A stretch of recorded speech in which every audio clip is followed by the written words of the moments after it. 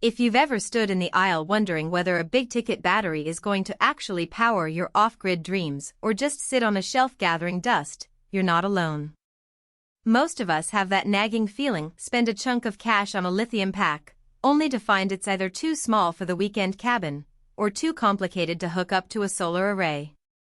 And the worst part? The internet is full of hype, so you end up guessing more than you'd like. Link is in the description if you want to check the product details on Amazon. In this review, I'm going to break down the Aninerel 15kwh Lifepo4 battery, walk through the scenarios where it actually shines, point out the hidden trade-offs, and tell you whether it's the right fit for your setup before you click Add to Cart.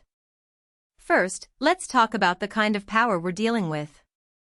A 48-volt system with a 300Ah capacity translates to roughly 14.4 kWh of usable energy, assuming you keep the depth of discharge around 80%. That's the sweet spot for Lifepo4 chemistry.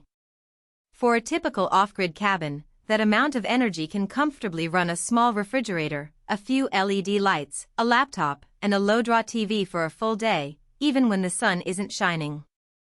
If you're running a tiny home or an RV that pulls a 2 kilowatts inverter most of the day, you'll be looking at about 78 hours before you need to recharge.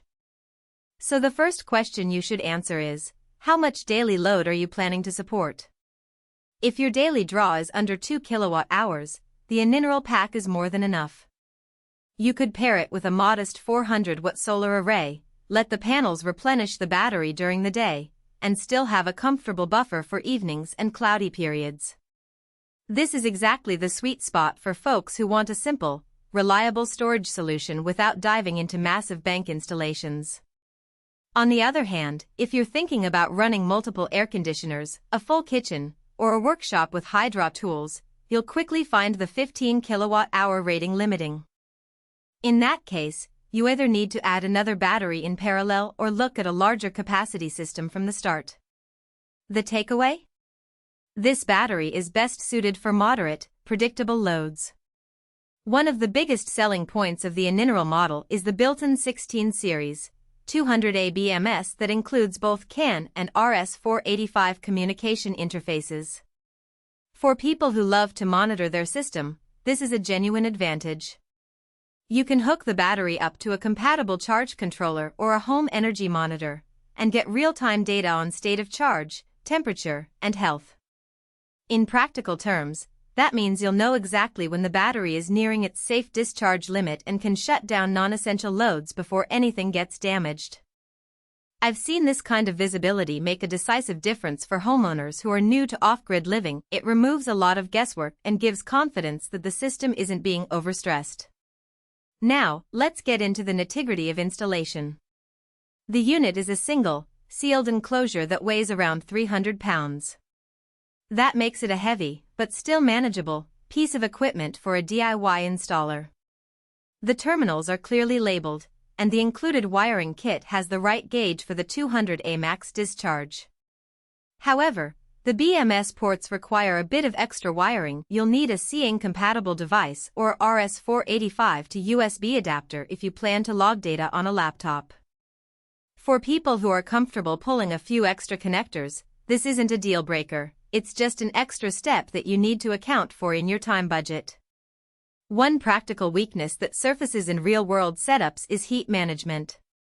Lifepo4 cells run efficiently, but when you're drawing close to the 200Ah limit for extended periods, the battery can warm up noticeably. The Aninerel package does not come with an active cooling system, it relies on passive ventilation. In a tightly sealed RV cabinet or a small garage, you'll want to make sure there's at least a few inches of clearance around the unit, or consider adding a small fan for airflow. Ignoring this can lead to reduced cycle life over time, especially in hotter climates. Another point to consider is the price-to-capacity ratio. At first glance, the headline 15 kWh sounds competitive, but when you break it down, you're paying roughly 70 cents per watt-hour, which is a bit higher than bulk-order Lifepo4 modules sold directly from manufacturers. If you're a hobbyist who can source cells and assemble a custom pack, you could shave a few $100s off the cost. That said, the convenience of a turnkey solution, the integrated BMS, and the warranty that typically comes with a brand-named product can justify the premium for many users. In short, you're paying for peace of mind, not just raw capacity. Who should buy this battery? If you're an off-grid homeowner, a tiny house enthusiast, or an RV traveler who wants a plug-and-play storage solution with reliable monitoring, this is a solid match. The built-in BMS and communication ports mean you can integrate